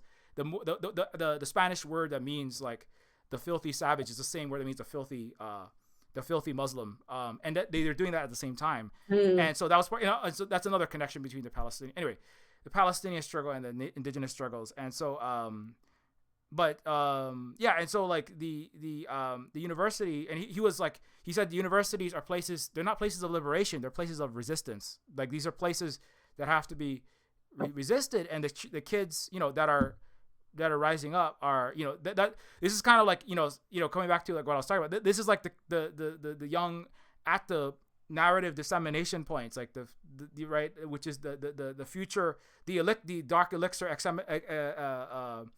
the dark elixir force feeding points, which is school. I mean, that's what part of what makes you, and especially higher education. They're saying we do not accept your narrative anymore. I just heard a student come to the board of like Rutgers and was like, why there should not be any of your effing, there shouldn't be a president, there shouldn't be a board, there shouldn't be anybody choosing to give weapons to do genocide in Palestine. Your position shouldn't exist. We, the students, should run the university. I just and I'm like, yes, keep those exist. There are cooperative universities in the most indigenous. You might find this interesting. I was talking to one of my Spanish friends. I was talking about Mondragon, which is a huge worker cooperative, an anti-capitalist cooperative, democratically run, like Hawaiian Ahupua'a style, or like by the people, with a presider. It would be like the CEO of a game company. It was like if Elon Musk was elected by the people and could be easily removed by all of his workers, right? That's how they function in the Basque region of Spain, right? And the Basque region of Spain, they were never conquered by the Romans, or the mountainous region, right? They came to them, and the Romans, you might find it interesting. And there's a reason why. One of the most non-capitalist, like they were found in the Mondragon is like 100,000 person plus federation of 250 separate like cooperatives that are all run no board of directors, no shareholders. It's all worker votes. They have a university, right, that is owned by a portion of the students, and the professors together run the university. So they're not sending any weapons to Israel, right? Because why would a bunch of students and professors choose to send millions of dollars of their money to go kill children, right? But if you don't have right, control it doesn't. over it, Yeah, it doesn't make any sense to me that any of these schools are sending anything, because I'm like, we're dealing with a crisis right now, even in Canada, where they're like, we don't have to pay for our grad students. We don't have enough money to keep our departments running. I'm like, oh, but you seem to have enough to invest in literal genocide. Like, where are you getting this money from? It's the same thing with like the Canadian government. Oh, we can't possibly have free housing. We can't possibly have fully, like, truly universal health care. We can't pay for your food. Oh, we found like $3 trillion to send overseas. Like, yeah, it's yeah, I think that comes back to the thing. It's like everybody sees this for what it is. I don't even know why they're at, like, I think we're into the phase of okay, I'm not really good with my Marxist theory, but I feel like we're in the phase of imperialism where they're just trying to do whatever they want while in full view of everyone, and it's not going the way I think they expected it to. I honestly feel like a lot of these systems and the people in these systems thought that they could operate exactly the same in full view as they did undercover. And I'm like, there's a reason you needed to be undercover. You're pissing too many people off. We're definitely, I think, in I think the reason why nothing has really changed visibly from like the top is because I think we're in this generational lock, right? Where the I would say the sort of, like, I think, like, I liked your term, the brainwash generation. I would say that our generation is probably the first that en masse woke up, if I'm gonna use those terms. So that's not as many people that are still buying into this whole, the system probably actually does work. Um, so I think that's what we're seeing right now, is this lock, which is really interesting because, those are the generations that did the Vietnam protest. You'd think there'd be more of them on board, but from what I've kind of understood from hearing about this is, okay, like, when animals are released from the zoo and they're in the wild and they just pace because that's what they're used to, because they've been in a cage so long. That's how a lot of these people are. They might have been protesting in their teens and 20s, but they've been locked in this cage of, well, this is how the system is and there's nothing you can do about it. So like, I get it too, right? It's, again, it keeps coming back to trauma. It's why I think it's so important, and I think why we are going to see radical shifts quite fast compared to any previous generation, is because we're focusing on healing our own trauma in the home, in the personal relationship. Because the thing is, if you don't accept abuse with your friends, if you don't accept abuse from your loved ones or your romantic partner, you will not accept abuse in the office, at your job. If you don't accept abuse from the office and your job, you're not going to accept abuse from the higher systems.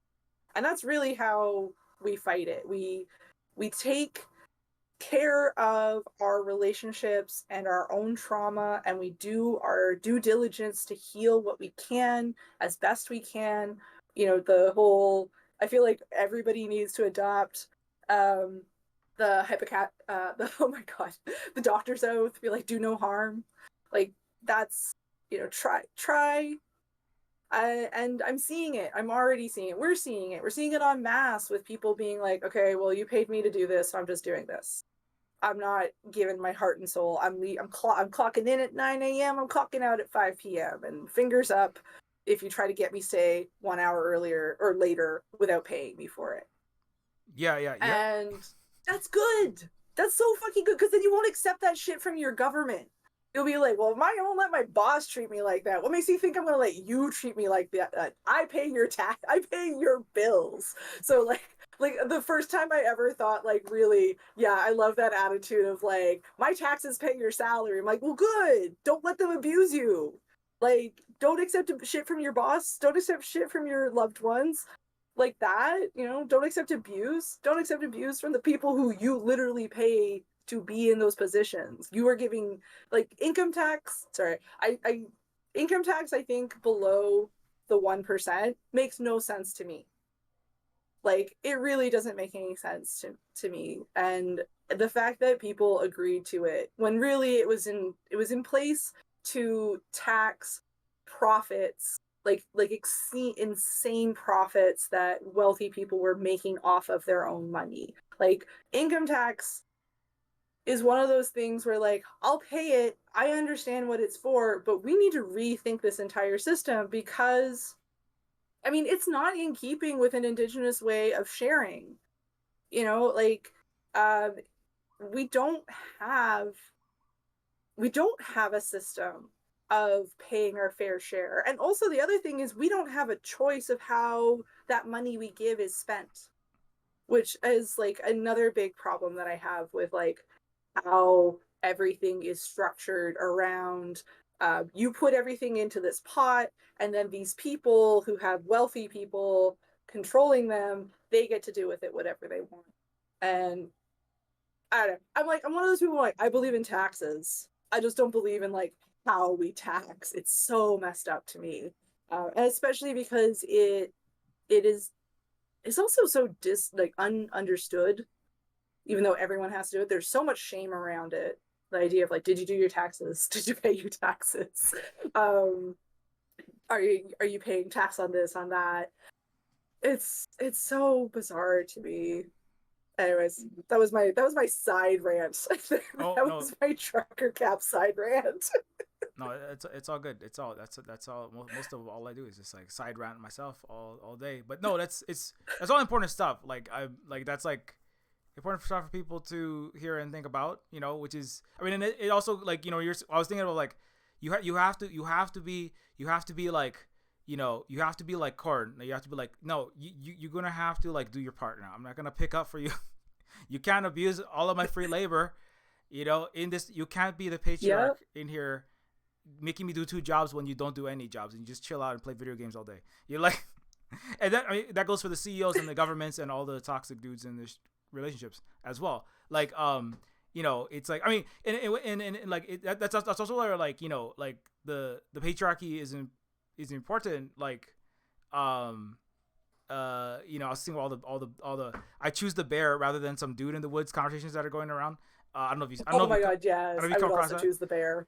but it's kind of like because that's like where a lot of it originates. Not necessarily like where like is it the Greek specifically where there's some the Sumerians, where was it exactly? I mean, it's not super important, but like if the society allows like you're saying, like if the society allows abuses in the home, and of like you might not have the Hellenic had, of course, the Aristotelian times, they had Afro-Asiatic, some of them were Palestinian slaves, but then even if you don't have those, or like the settlers model themselves, Jefferson and them modeled their tobacco and sugar plantations and cotton plantations on the Greeks, so they had literal African slaves, and then on stolen indigenous land.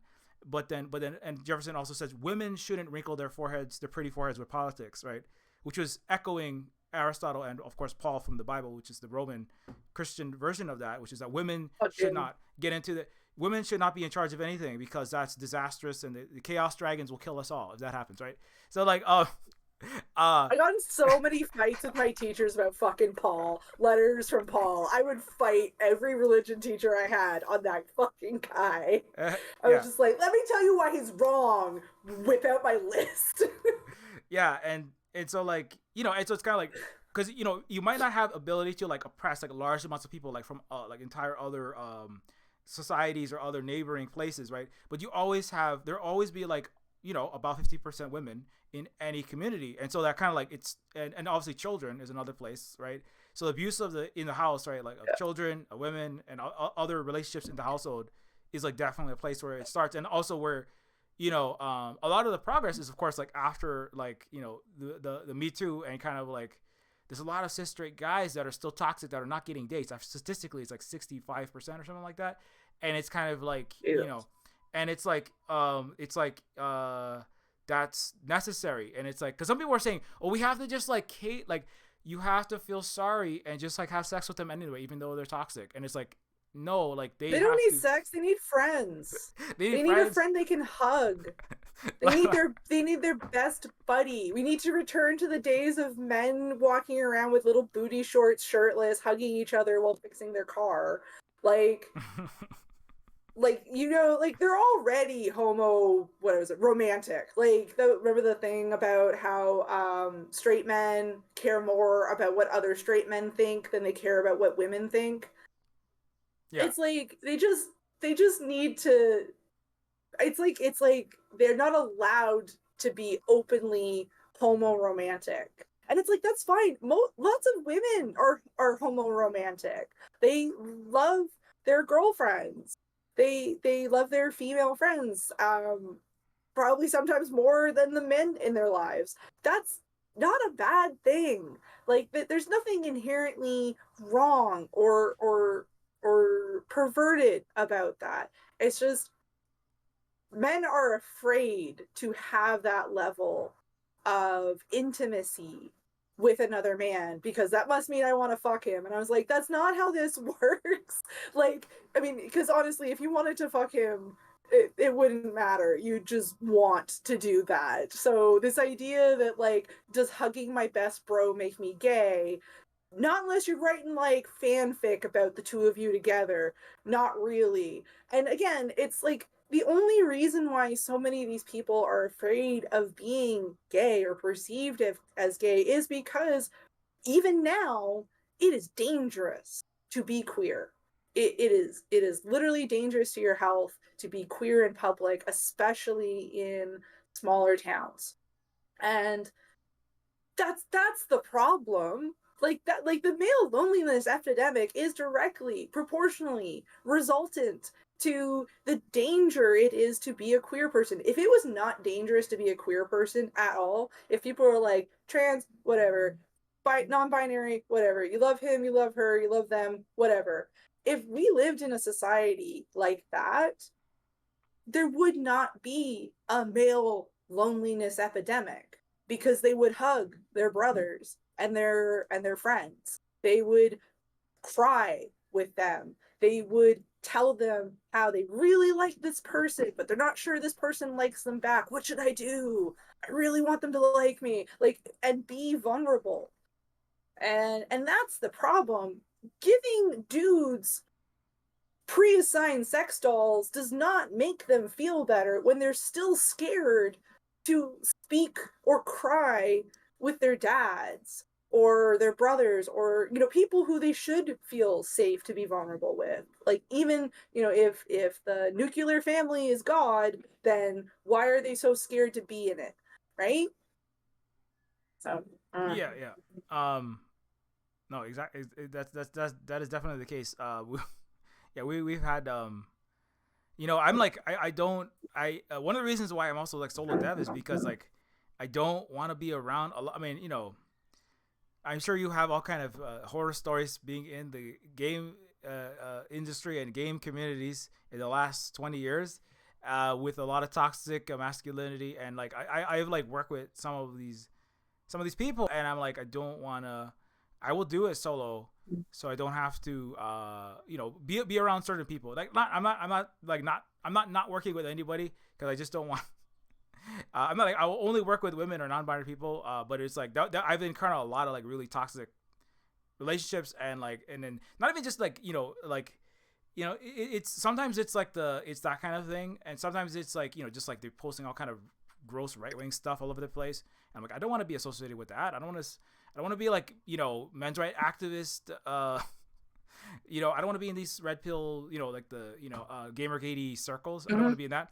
But it sometimes just sound like, you know, I can't do my programming because I felt sad for the last 10 days. I'm like, hey, I felt sad too, you know, at different times, but like, I need you to like do programming. It's like, well, what did you do? Oh, I played like Shadowrun with my tabletop RPG buddies for, you know, like 8 hours every day for last week. And I was like, like, you know, it's kind of like the corn thing. It's or like, you know, you need to like do your part as part of this relationship, but you feel like you should just be rewarded for doing basically almost nothing, and like this is not gonna work, Mm-hmm. you know, and like.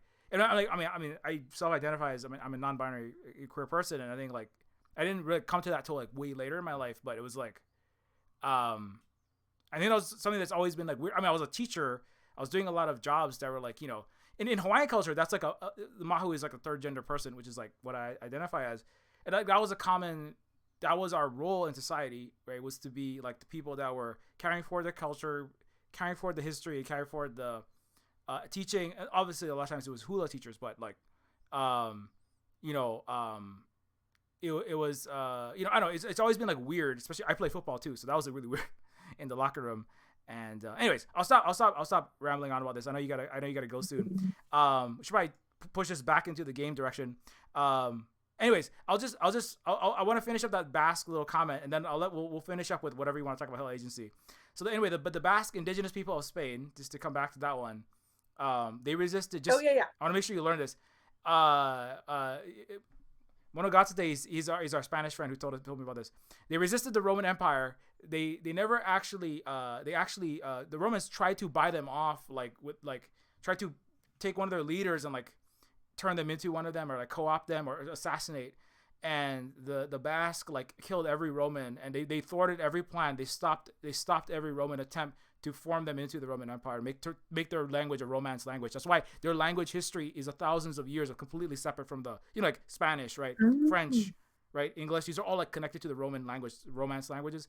Their language is completely separate. It has its own indigenous Oh. multi-thousand-year-old origins, and that's part of that is like the fossilized linguistic evidence of their lack of their resistance to that colonization of their capitalist and, you know, imperial structures. And the Basque in the 20th century, they like in the Franco's you know, speaking of Oppenheimer, he funds like he's quietly sending money to the communists to fight fascists in Spain earlier on in that movie. And then later on, they say, you're working for the Soviet Union. Have you ever been a part of a card-carrying member of the Communist Party of blah blah blah, right? But the Spanish that were fighting the communists in Spain, the Basques like blew up. They like blew up a general, one of the fascist generals, or one of the high military government officials. I can't remember. Monogatake will say, and his car went 300 feet in the air. Like they were like they led the indigenous non-Romanized people of Spain, like led the anti-fascist communist struggle. You know, that was like, you know, and then today they still lead. They have the biggest, you know, speaking of taking your power back, putting your tools down, like, you know, doing the Hawaiian, the pauhana is what we call it. It's like, we're not working anymore, right? We're not working anymore because you are an abusive leader, right? You don't get to hoard. We give you power. The power flows from the collective, from the workers to you. You don't have some high privilege from God, right? So the Spanish, that region of the Basque is the only place that has this huge cooperative, the indigenous region, that that they have no bosses, they have no CEOs. Nobody makes 2.5 million times as much as their workers, like Elon Musk or you know, Gates or etc. Because the workers decide the pay of the steward. They elect him. They choose who. Like they run things in a pre-Greco-Roman way, is another way to think about that, right? Their language predates that way, and part of it is they're in a mountainous region, and it makes it more difficult to conquer. But also, it's just like they have success for whatever reason. They have successfully resisted that struggle, and that's just like another piece of evidence that you can do more research into that. And Holly might have more links about that, but it's like I use that as another like piece of research, another piece to look into to show how like indigenous resistance to like all of these interlocking oppressive systems and like lifeways that we've been talking about, is you can even see that within Europe. Anyways, I want to stop rambling because yeah, so yeah. No, I love hearing this stuff. I love hearing about this stuff. This is cool. Also, I like love that comment in the chat about Camaro Blanco was the Spain's first astronaut. I was like, don't laugh too hard. That was amazing. Yeah, he's the one who told me about that. Yeah, so yeah. Sorry, I'm gonna laugh at that. I'm gonna just be like for the next week, I'll be like, ha ha ha, and then just cackle, and people are gonna be like, "What are you laughing at?" And indigenous people put him in space, you know. Like, It's the first Spanish man put in space by indigenous people. You're like, oh yeah, oh no, whatever. You gotta have humor about this shit. Or you're gonna cry. Well, no, it was awesome. I love hanging out with you always. Thanks for having me. I guess yeah. Pick up if you haven't already pick up a copy of Hill Agency. But more importantly, if you liked it, leave a review and tell me how much you like the writing. yeah, no, That's my thing. Or do a 2-hour essay analyzing it and tell me where I did make spelling mistakes for definites. like, yeah, no, I just want to echo that. You know, that's the main thing is that everybody you have assignment is head on to Steam and get the Hill Agency. Leave the review. I took a little while, but I got mine done. If I did it, you can do it. I always appreciate. Yeah, it was the writing again. Just in case it wasn't clear. Like I like the writing a lot. The world design, which I mean that's part of the writing, right? It was like figuring out what this universe is gonna look like. I mean, yeah, it was I liked it a lot. I was never bored the whole time. It was really well done. It Oh, was really thank you. interesting. I love the world. I mean, it inspired me to do a lot of the stuff from Hill Agency. So Yeah, can't wait to play. I I can't wait I to play yours. You gotta finish. Gotta finish. I'm gonna get it done. I swear. I'm gonna work when I'm done with this. I'm gonna be working on it. That's what's happening. All right, okay. I believe you. I believe you. Yeah. Well, thank you so Yeah. much for having me, and thanks for everyone for coming out. This was fun. Yeah, thanks so much. And you know where to find me. Silver Spook all over the place. And Inifi's on sale right now. And yeah, aloha, and have a good rest of your day. And have put your tools down if people are being abusive. Yeah, don't let people abuse you anywhere. All right, bye. Bye.